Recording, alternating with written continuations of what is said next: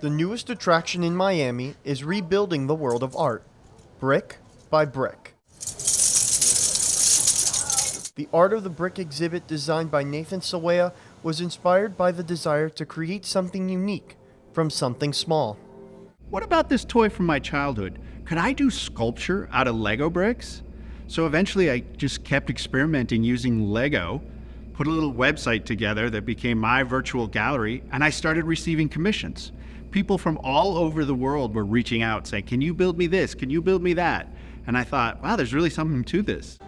The website became so popular, it led to the creation of the full-blown Art of the Brick exhibit, which is featured in over 20 different exhibitions in 56 different cities, including London, Paris, and now Miami.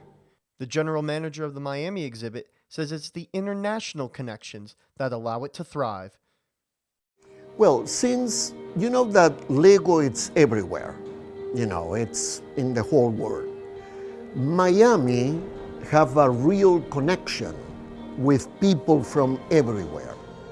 I think that Nathan coming here, showing his art in Miami, he's connected to the rest of the world.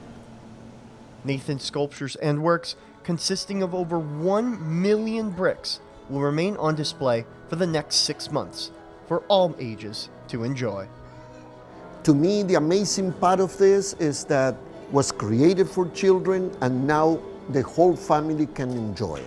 I can use this toy to make something that expresses emotion, and then people get hopefully inspired by that artwork, and yet they also connect with it, they can relate to it because it's out of a toy we're all so familiar with.